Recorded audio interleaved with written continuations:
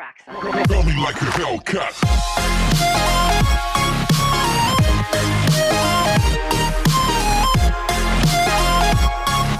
I pozdrav, dobrodošli u novi klip. Ljudi, danas imam malo pričam sama. Kaj Kemal, ti samo pričam, da.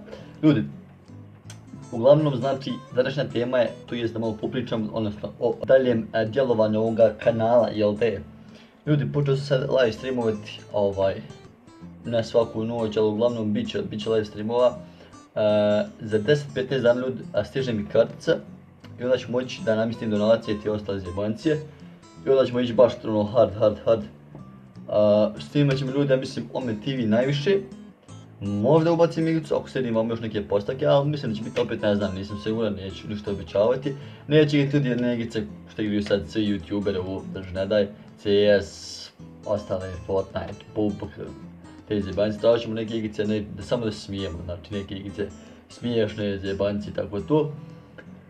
Uglavnom ljudi, live-ovi, kako bi rekao, live-ovi neće biti svaku noć, ali će biti ljudi, primjer, danas live-amo, sutra znači nema live-a,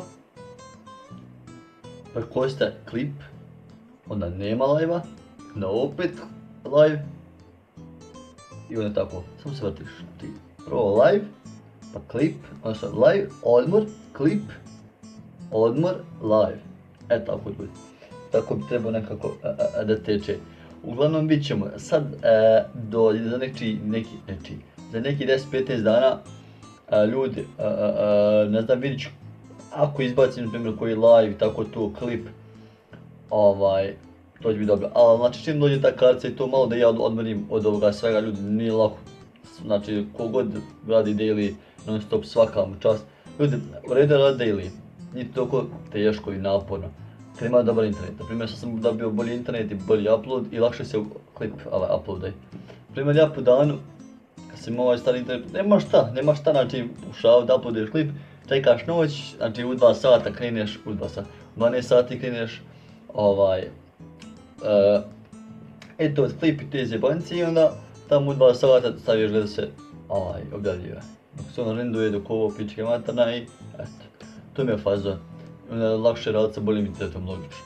Ljudi, to su neke novosti u kanalu, znači bit će streamova, bit će klipova, samo sačekajte malo da se odmorim. Izbacivat ću naravno i live streamova za toliko movi, čekamo tu karticu i klipova i live streamova. Uglavnom bit će svega, uglavnom ljudi, to je to što se tiče ovog klipa. Morao sam vas malo obavijestiti, znači o kanalu ti zjebancima. Ljudi, zapratite me na Instagramu Fraxonz, znači Fraxonz, Fraxonz, jel de?